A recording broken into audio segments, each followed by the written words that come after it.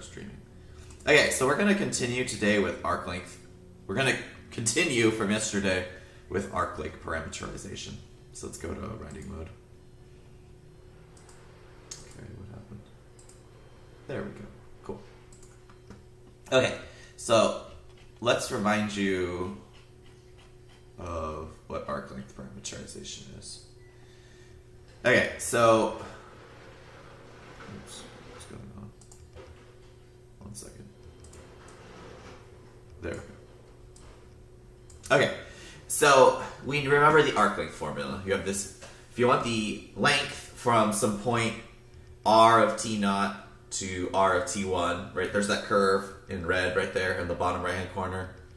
Over here, let me start, there we go. Right, you have this curve right here. Okay, if that's your curve, you can represent it by a pair of parametric equations, or you can take those parametric equations and put them as the components of a vector. So let's say that you wanted to find the arc length between this point right here, which is determined by r of t naught, and this point right here, which is determined by r of t1. We have the arc length formula, S equals up here, right? S equals the integral from t naught to t1 of the square root of x prime squared plus y prime squared. And we noticed that there's actually a nice way to represent this integral formula if you were to rewrite this as a vector and not as a pair of parametric equations. Oh, I'm going to change my camera size. My camera's all small.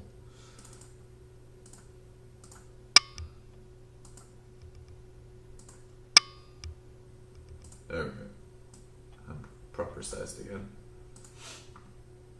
Okay, so if you notice, because you remember right here, the magnitude of a vector is you take the components, you square them, you add them together, and you take the square root. Talking about right down here. And you notice that that basically shows up in the arc length formula. So we went and we looked and we're like, well, okay, if you look at r prime of t, that's x prime of t comma y prime of t. So if you were to take the magnitude of that, you would get literally what was in the arc length formula, the square root of x prime squared plus y prime squared.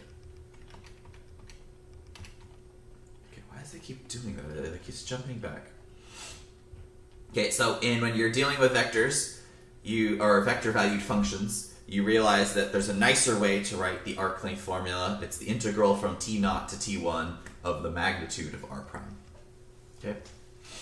And then we discussed how this version of the formula works whether you're dealing with a plane curve or whether you're dealing with a space curve. The only difference is that you'll get an extra parameter if you're dealing with a space curve. Like right down here, you'll have x prime t plus x prime squared plus y prime squared plus z prime squared.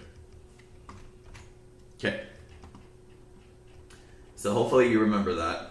And we did an example where we calculated the arc length of like a line segment.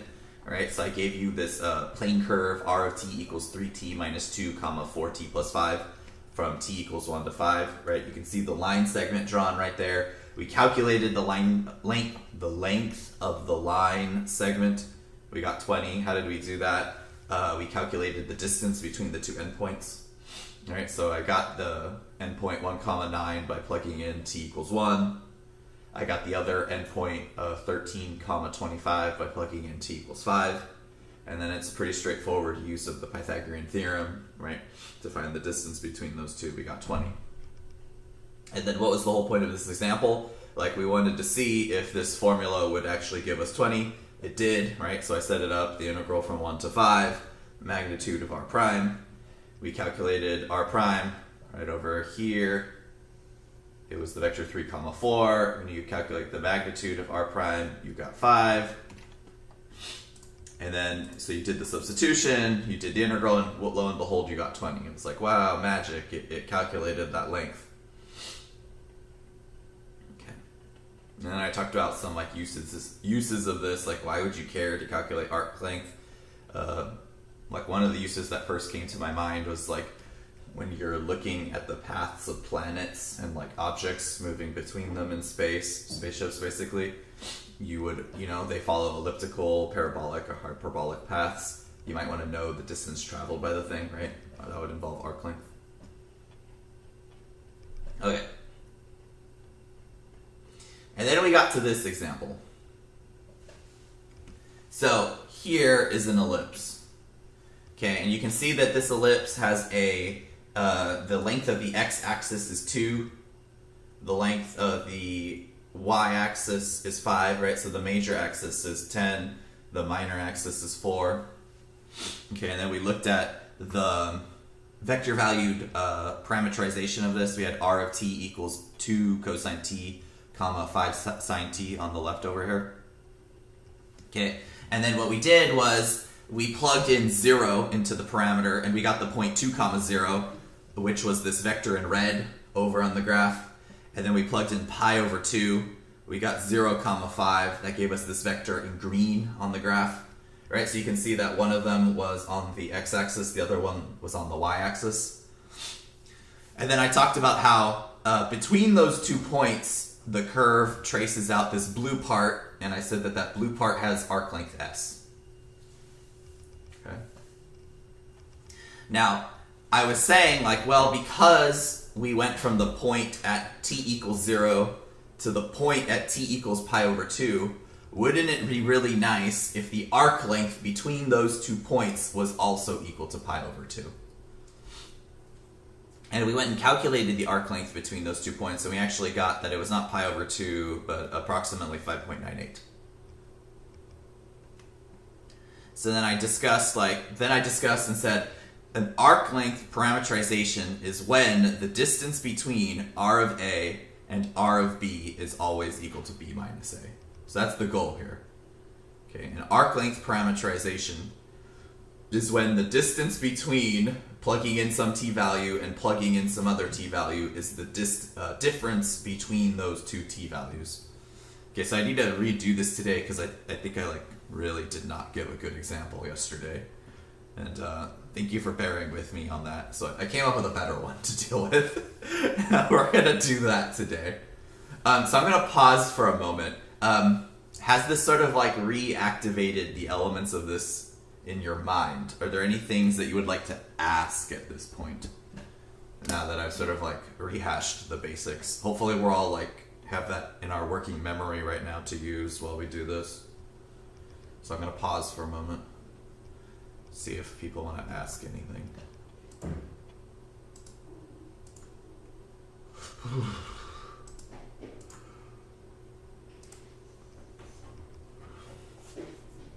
How are we doing this morning?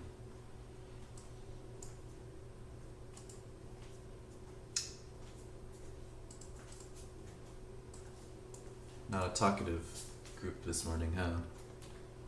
I'm curious. I want to ask people a question.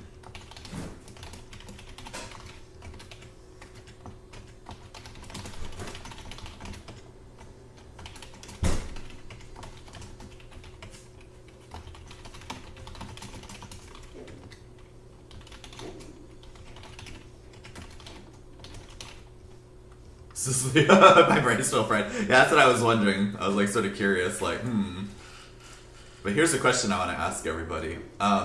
Where are you right now? Literally. Are you in your bed? Are you at a desk? Are you somewhere else in your living place? Are you not at home?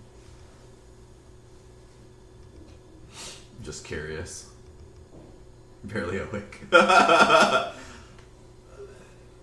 Yeah, I woke up at 7 today. I'm awake, but I'm curious where everyone else is. Wherever is most comfortable. I told you that I have my standing desk, right? Have I showed you my standing desk? Oh man, I love my standing desk. Here, we're just gonna take my webcam. Okay, we're gonna quickly go to what's it called mode. I'm gonna step away from writing mode. You can see me. Okay, so okay, so you can see, I've got my screen, I've got my little writing tablet, so it's a standing desk. You can see my physics books, so my chem books. So I keep all my stuff here. So I stand at it, right? Does that make sense? And then I've got like my little light and my plants. It's nice. I like it. It makes me wake up way better, and I'm able to pay way more attention, I'd say. Like, I highly recommend getting a standing desk. Oh yeah, I'm not sitting. I am standing. It is really nice. Yeah, basically it's my house walkthrough or whatever it's called. But yeah, this is where I get to show you guys like where the magic happens. So anyways, I highly recommend getting a standing desk. It makes you wake up. So most of you are at a desk apparently, which is good. Oh yeah, it's way better for my back. At the end of the day, I don't feel that like weird tension that I used to feel in my back. Like over like last spring and over the summer, I did everything sitting down, and most of this fall or this last fall. But I've had a standing desk for the last couple weeks. Oh my god, at least the last couple weeks. I can't remember when I got this. I want to say almost the whole semester. And yeah, I really like it. Like, it is definitely better for my back. Alright, so there's only so there's 5 of you who are currently in bed, apparently. Not judging you, also judging you. Okay, so let's do this example. Okay, so for this example, we're going to talk about arc length parameterization. We're going to look at a circle with radius 4. Can't spell circle, apparently.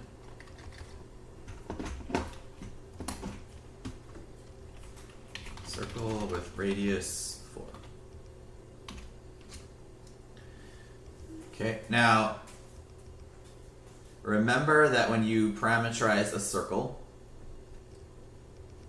your x component is always cosine, your y component is sine, and then you put the radius in front of it. Okay, so if you were to plot 4 cosine t, 4 sine t, you would get a circle, and we're going to go quickly just do that in Wolfram so you can just see that that's what happens. So I'm opening up a Wolfram.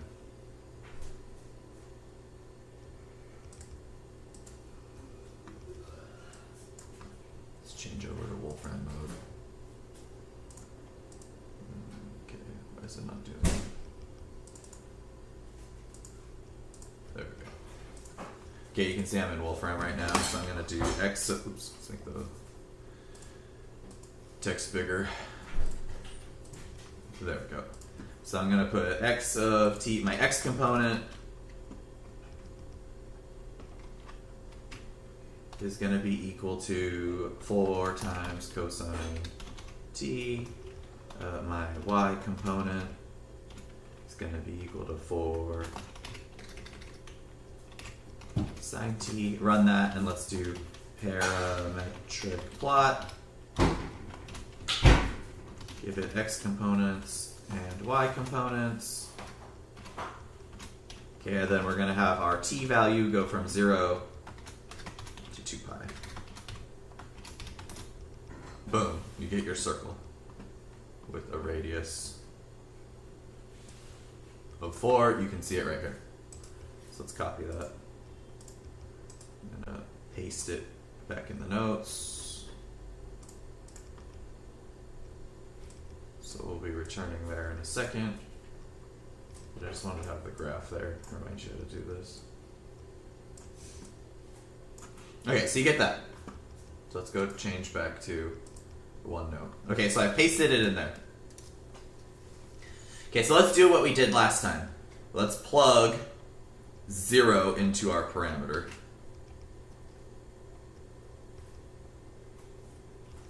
So if you plug 0 into R, you get 4 cosine of 0, which is going to be 4, and then you get 4 sine of 0, which is going to be 0.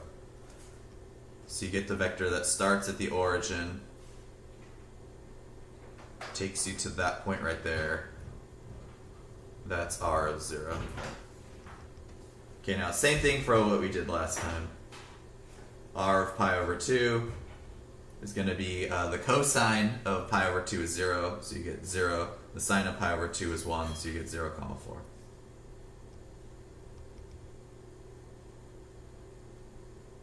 So you get that point right there, r of pi over 2. Oh, we're going to shrink that down a little bit. There we go. So you can see it. Okay, let me draw that really quickly.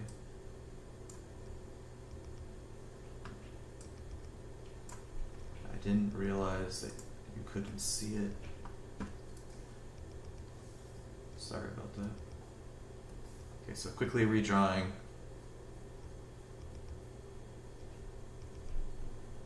R of 0.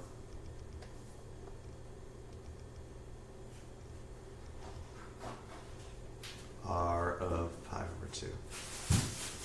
Okay, now, the distance, we have the path on the curve between those 2 points, which I'm squiggling right here. Okay, that has some arc length s.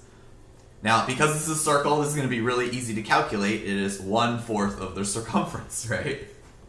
And the circumference for this circle is 2 pi r, which in this case is 2 pi times 4, which is 8 pi, right? So what's 8 pi divided by 4? 2 pi.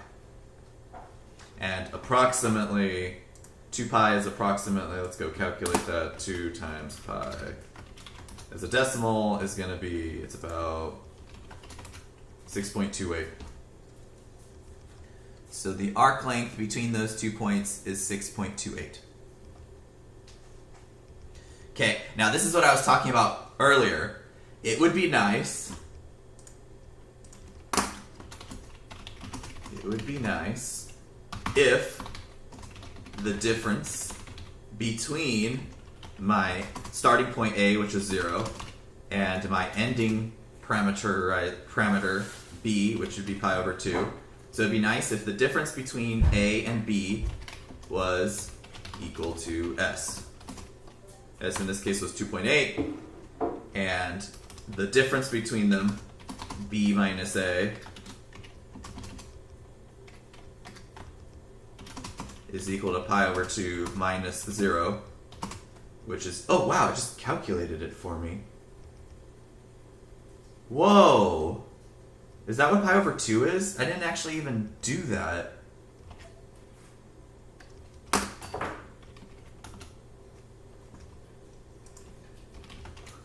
Oh shit, that is what pi over 2 is. Holy crap! It just like typed it in. No, I mean, I did not do that. Here, pi over 3. Wait, blah, blah. Pi over 3 equals... Oh shit, it just calculates stuff for you. I didn't know this. Oh my god, I'm actually just blown away right now. I have to say, like, I'm blown away. That is really cool. Here, okay. 5 minus 3 equals... 69 plus 42 minus 1. Oh my god! This is OneNote on Microsoft, the Microsoft OneNote on macOS. Wow! I did not know that you could just do this. I was always like calculating it myself. Wow, okay. Sorry about that. I'm just like super excited. So anyways. Yeah, me neither. I'm like sort of shocked. But apparently you can't, it doesn't do it if it's the first thing you, oh no it does, never mind. Yeah, the machines are learning. Wow. But anyways, we would like it if your arc length was equal to the difference of these two numbers. They obviously aren't the same. Because does everyone see how these two are not equal to each other? In other words, the difference between your starting and ending parameter is not equal to the arc length between those 2 points. Is everyone, is it 2.8 or 6.28? Good question.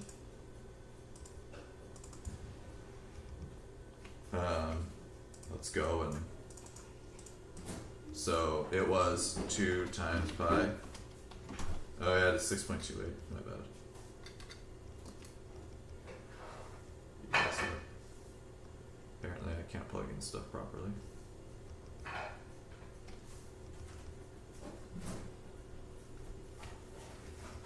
Yeah, good catch. I don't know what I was doing, but apparently when I plug it in, it calculates it for me. So we really wish that these two numbers were the same, but they aren't. So how do you make it so that the difference between your starting parameter and your ending parameter ends up being the same as the arc length between the 2 points? Okay, so does that make sense what we want? That we want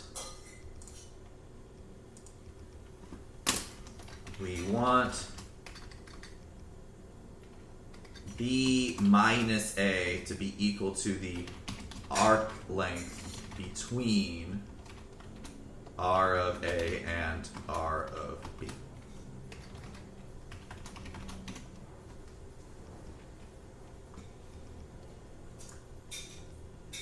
Okay, now the way you achieve this is with the arc length parameterization. Okay, so let's do that for this particular function. Okay, so what I told you last time was you need to calculate this thing called S of t.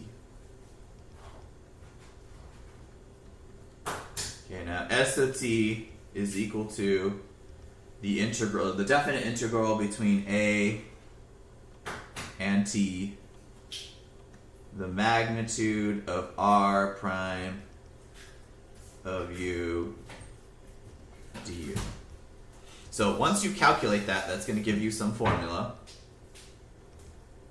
The arc length parameterization is going to be R of S of t.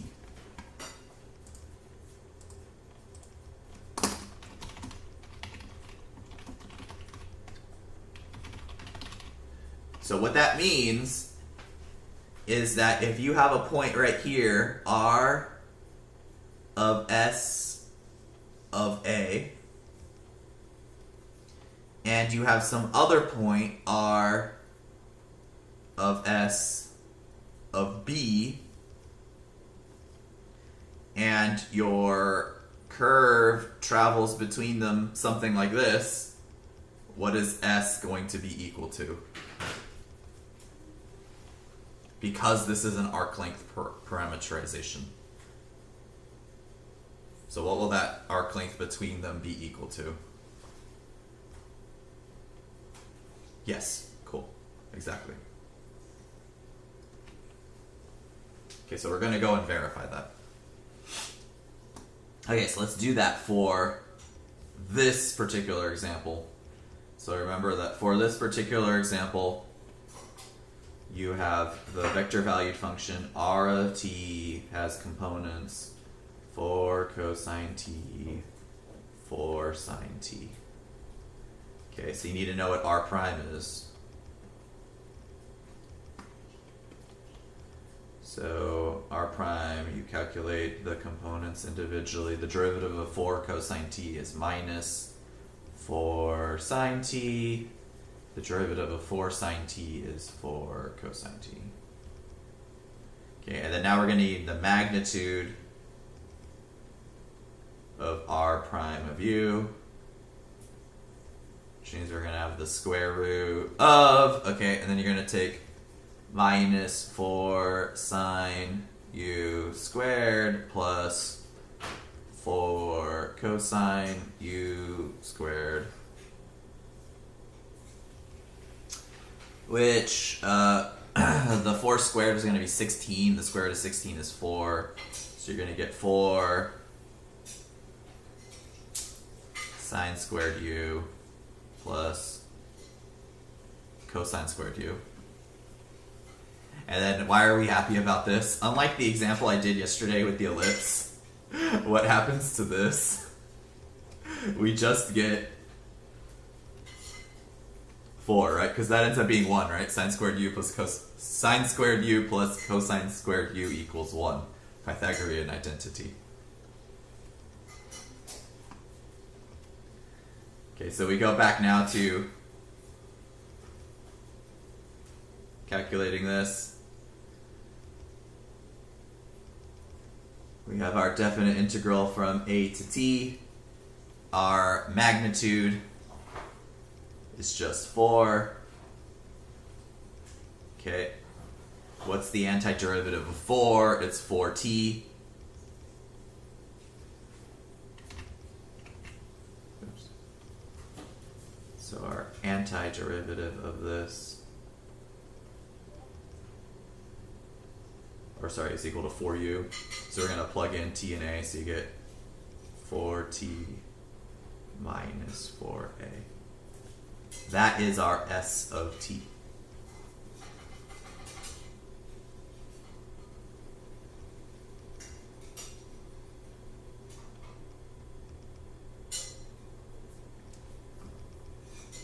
Okay, so what this is saying, it says that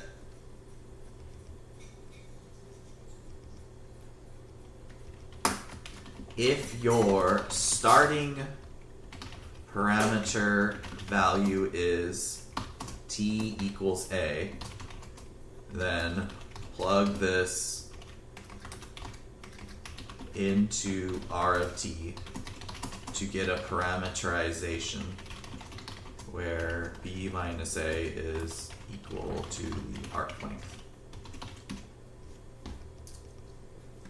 Now for us, in the example that I did above with my circle, what was my starting parameter value?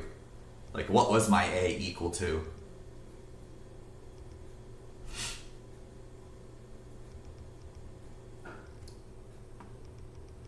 Actually, I'm going to pause. Allow people to write stuff down. Yeah, let me pause.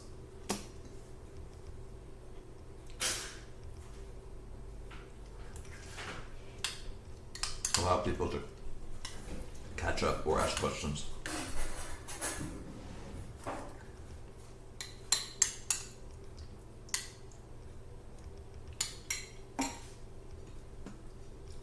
I'm going to scroll up. If you look at the circle here, what was my starting parameter value that I was talking about from my original value?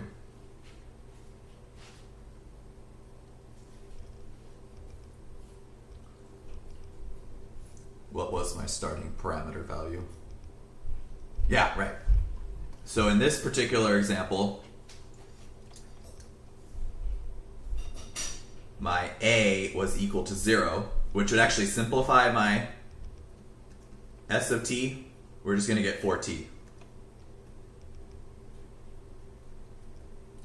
Right? Instead of 4t minus 4a. So what this is telling me is that r of S of t is my arc length parameterization, which means I have 4 cosine of S of t. Let's put S of t in a different color. My y parameter is 4 sine of S of t. Okay, now what is S of t? Well, S of t is 4t, so I get 4 cosine of 4t.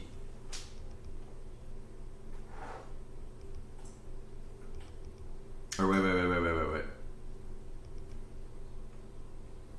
Yeah, 1 second. Erase. I'm saying this wrong. Erase that. I glitched. 1 moment.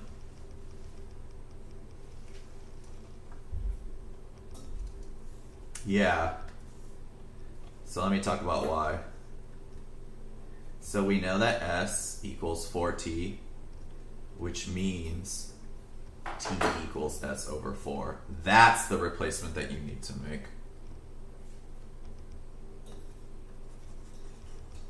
Thinking about this the wrong way. So r of t equals 4 cosine. The t gets replaced with S over 4. cosine of. Okay. So remember the t's will get plugged into this s, which will give you the s of t.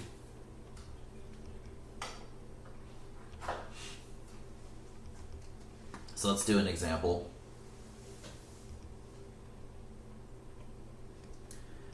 Okay, so remember, let's like draw our little picture. If this is the origin, this gave you the point, or r of 0 gave you that point.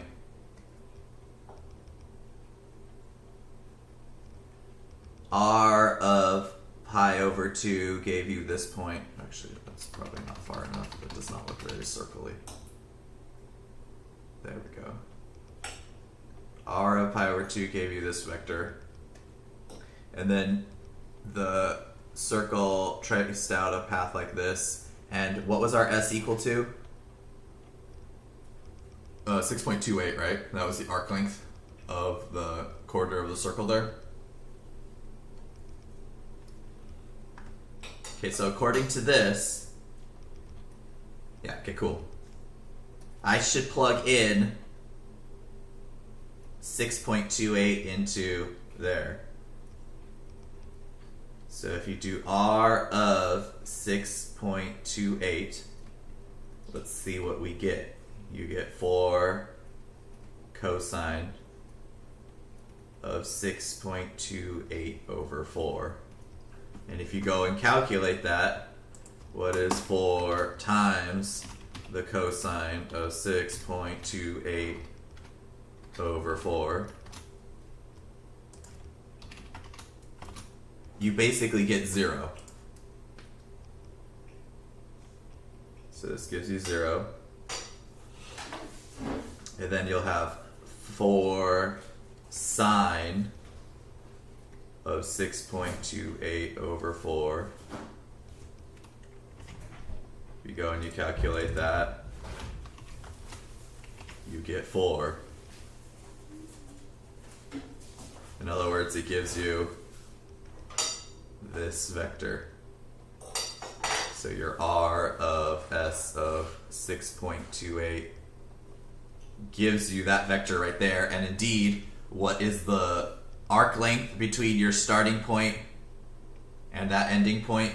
6.28. It gave you the coordinates where the arc length between 4, 0 and that point on the path had a distance of 6.28. And how did I get that point? By plugging 6.28 into my arc length parameterization, it spit this out.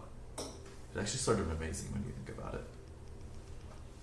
So once you have your formula S of t, set that up, S equals whatever your S of t formula was, solve for t, plug that into your arc length parameterization, boom. It spits it out so that you actually now get a point, which is the given arc length distance from your starting point. So like I said, the arc length parameterization gives you a point which is a given arc length distance from your starting point. Amazing. So this is actually really useful because now you don't have to solve for it. Once you have your arc length parameterization, you're like, hey, give me the point which is 10 units away from my starting point. You plug 10 into it and boom, it just gives it to you. You know, like having to solve an integral or something like that. Woo! Okay. That was intense and that was long. Okay, I'm gonna pause and see if there are things that people want to ask me.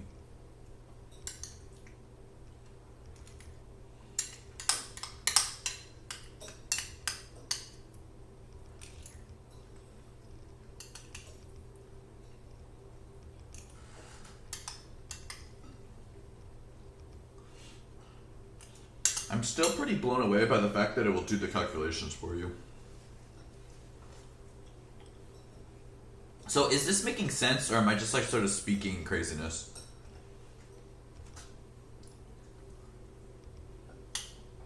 Okay, cool.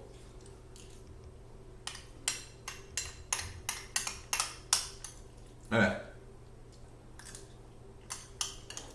Shall I move on to the next topic then? Or are there things that we want to ask? Yeah, that's true. Marshall makes a really good point. Like, you really figure it out when you're about to do the homework. Okay, cool. I'll wait. Just that I wanted to know. But that is like complete truth. Like, usually it's like, oh, okay, I mean, seems good. But then you actually know whether it made sense by when you go to the homework and you need to do it and you're like, you'll either be like, I think I can do this, or get it right, or make some mistakes, or you'll look at the questions and you'll be like, no idea what I'm doing here. I know that feeling.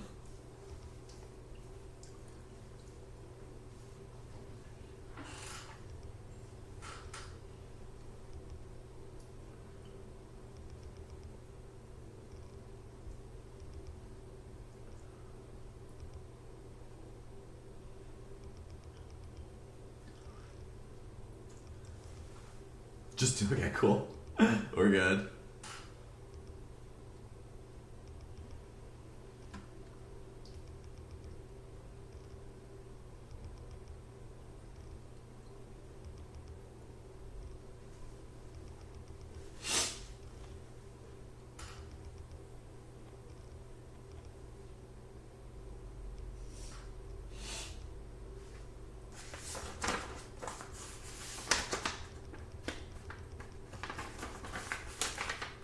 Cool.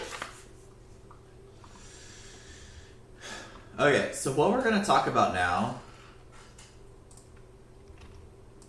is the curvature of, let's just say curvature. I don't want to say like curvature of curves, that sounds weird. I was going to say that and I was like, that's sort of stupid. Okay, so let's look at something with no curvature. So lines have 0 curvature. So let's say you have a vector valued function r of t. And let's draw an axis. Let's put it in axis.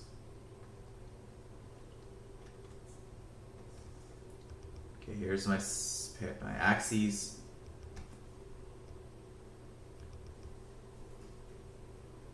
Let's say this point right here is r of 0. This point right here is r of 1. Say this point right here is r of 2. So let's say that this function, or the graph of this vector valued function, looks like this. It's just a line.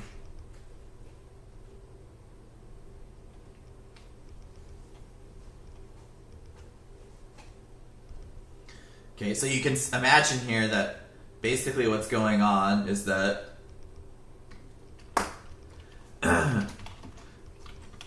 new points just keep following the line. Okay, so remember we learned about tangent vectors? Okay, so what's interesting about the tangent vector here?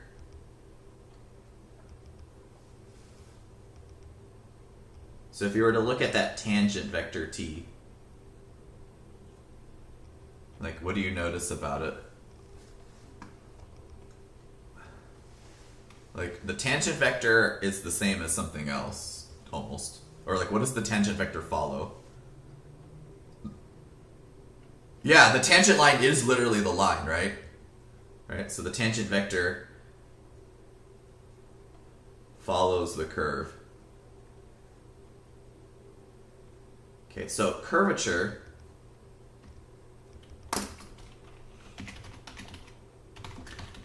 curvature tells you to what extent the curve deviates from being a line. Okay, so lines have zero curvature. They don't deviate from being a line. Okay, so let's sort of show you what happens as you get more curvy.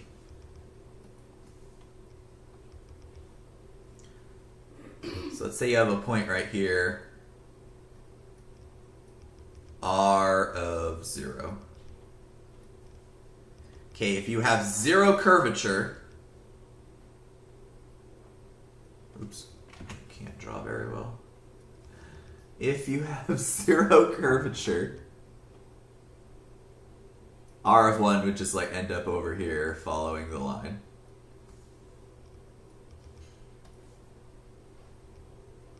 So this would be r of 1. Okay, now, curvature works like this. Oops. Let's draw a circle.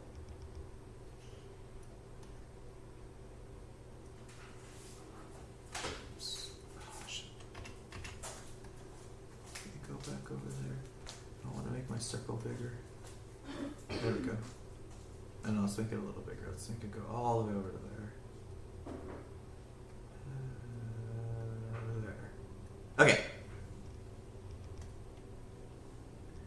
So, let me draw another circle as well.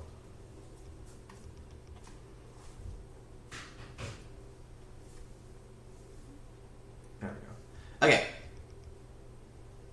So, let's choose a point right here on this line and a point right here on this line. Okay. So, oops. Which of these circles curves more aggressively? Which circle has more curvature? That's a good question. So if you look at these two circles, which one has more curvature? Yeah, which of the two circles has more curvature? Let's write this down. More curvature. The smaller circle. So let's talk about the smaller circle. Let's talk about why. Okay, why is it doing that? There we go. Okay, because if you imagine a very, very large circle. Here, let's put a huge circle in here. Let's draw even a bigger one. Let's draw this huge circle.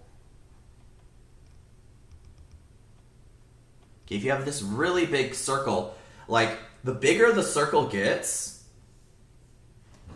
the more, here, let's keep on drawing right here in this little radius going out, and then another radius right here. The bigger the circle gets, the more this arc here looks like a straight line. You can actually see this curves more in the smaller circle. Let's draw even a bigger one. There. I'm a real fan of the idea that the more that you look at the drawing, you'll see it. Oops. Okay, I want to move this circle. Sorry, one second. Okay. Sometimes it's just so hard to do this. Okay, let's make this bigger. Oh shit, okay, too big.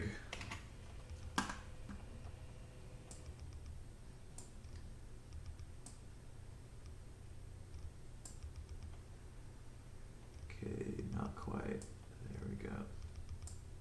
Okay, yeah, so let's extend this out a little more.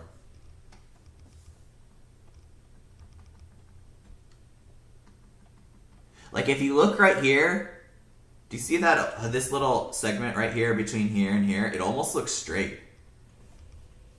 And like, if you get to the smaller and smaller circles, if you look at the line segments of the same length, you can see that they have to veer more.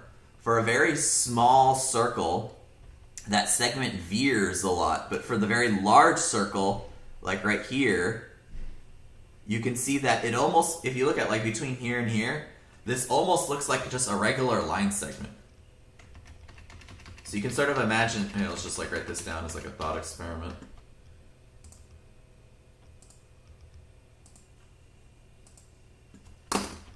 You can imagine that as the radius of a circle increases, short arcs on the circle tend towards looking like line segments. So there's this idea that as the circle increases, two close points on that circle, the arc between them looks more and more like a straight line. And if you can imagine a circle with like an infinitely large radius, you would imagine that like everything, the distance between any 2 points on the circle would be like basically like a line. Okay. So we're going to look at this. So let me erase some of this stuff. Okay, wait. Okay, I didn't want to do that. Oh, I know. Let me just move them.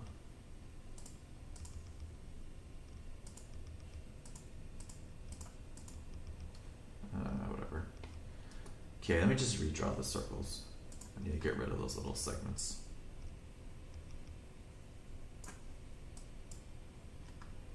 Okay, so let's insert some circles.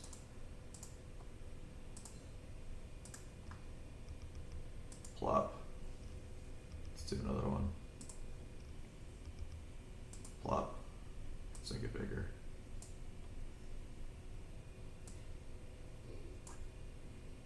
A little bigger, we'll just put 2. There we go.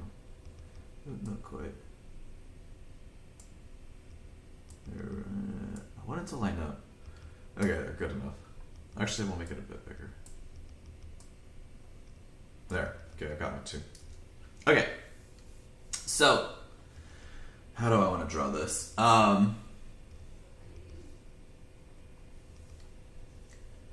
me move them. Here, this will give you a better idea of how to think about it.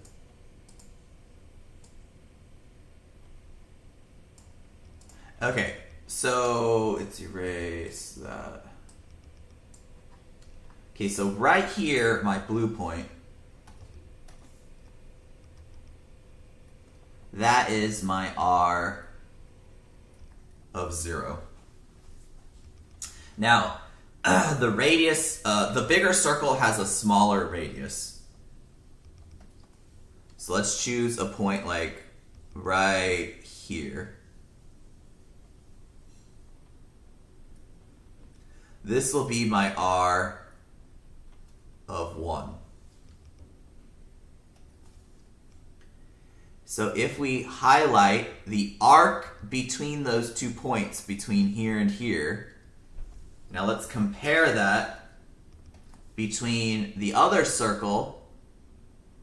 Let's say that was our R of 1. And we look at the arc between them. Which one of these deviates more from what would happen if it was on a line, which would give you R of 1 right here? So this white vector right here has this point. Actually, let's move this out of the way. Sorry. Everything's... Okay, I want to move this. There we go. Sorry. So this point right here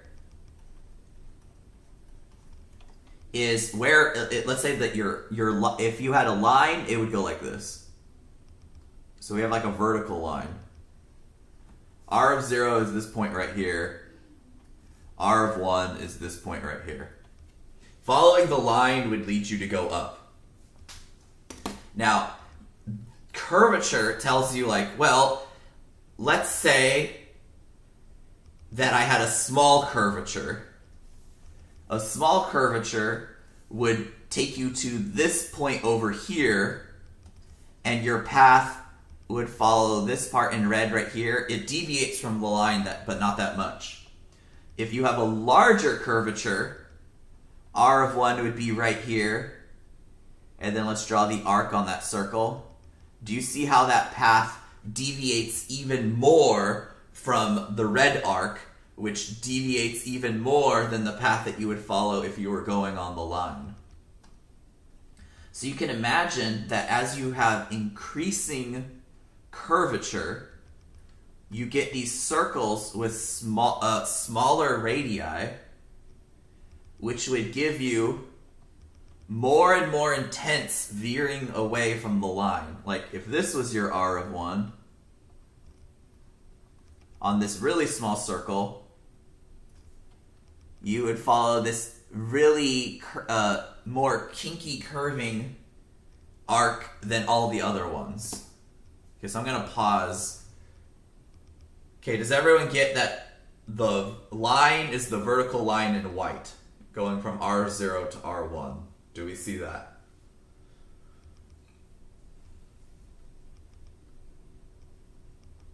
Okay, now do we see that what you have is a series of circles which share as a point the point R0 right here, right? So notice all those circles, they're not concentric.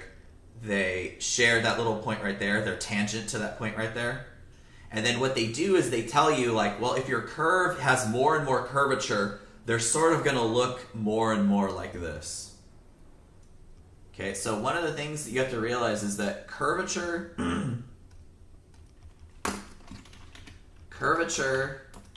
applies at a point on the curve.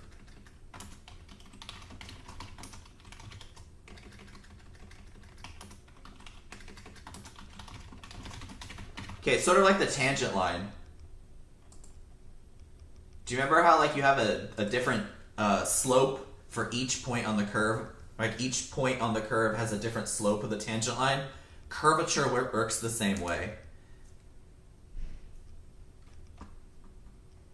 So like let me draw an example. Let's say that you have a curve that looks like this.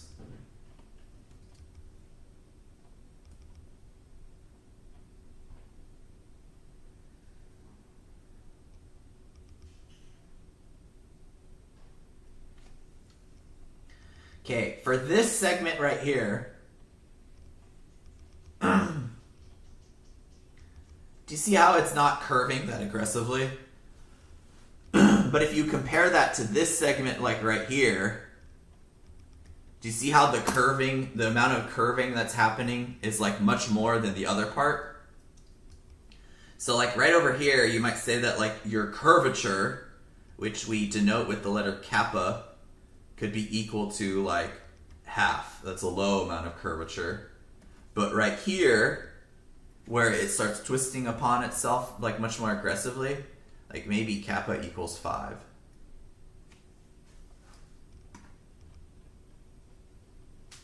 Okay, so curvature applies at a point on the curve. Okay, and the way you can think about it is, if you were to look at that point, like right here, if you zoom in on that part of the graph, how aggressively does the curve veer away from a straight line? It's like you could have a curve that follows a straight line for a while. For this whole section of the graph, kappa would be equal to 0. And then like it starts slowly turning, maybe like kappa equals 1. And then it starts doing this thing where like it starts looping in on itself, like kappa would get bigger. Okay. So the way you calculate this is like this.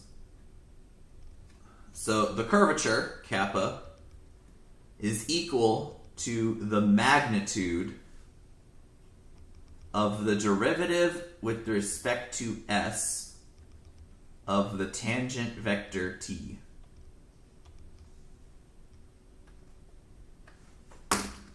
So the magnitude of the tangent vector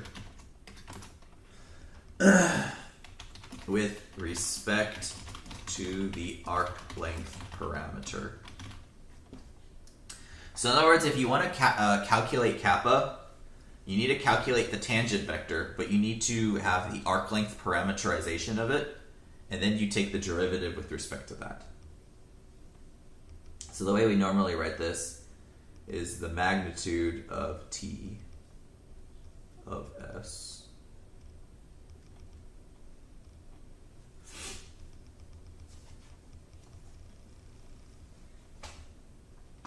what's this picture?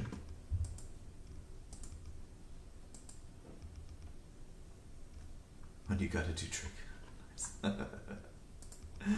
Alright, so this is the formula to do it, and that's why we talked about the arc length parameterization first, because this only works if you can put in the arc length parameterization. Okay, now one of the problems is that that's sort of like annoying to do. So people have been thinking about this for like a long time. So there's various other formulas that you can use to calculate curvature. Okay, so instead of having to find the arc length parameterization, there's several other things you can do. What you could do is take the magnitude of the derivative of the tangent vector and then divide that by the derivative of your, oh yeah, I should put the little vector signs on these. The derivative of your original function, the magnitude of that. So what you can do is calculate your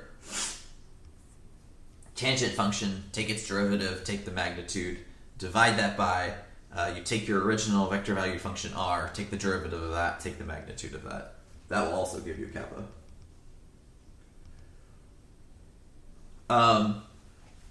If you're dealing with a space curve,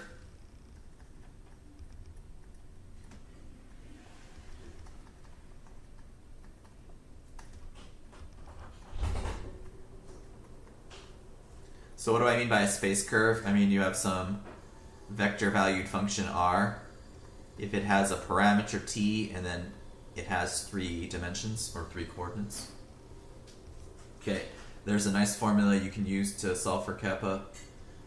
Okay, it's going to be the magnitude of the derivative of your r function crossed with the second derivative of your r function. Take the magnitude of that and then divide that by the magnitude of the derivative of your r function cubed. Oof. Okay, so I think we're going to end here today. Yeah, kappa. It is the same kappa. There are some kappa, something sororities. Let's see, what is it? What is that sorority? Sorority kappa. I think you're thinking of Kappa Kappa Gamma, which is written sort of like this. In lowercase, it'd be Kappa Kappa Gamma. Okay, so we're going to end here. And we're going to talk about this more next time, because we only have a couple minutes left. It's not going to be enough time to do a whole example. Yeah, you were here. Let me end the recording.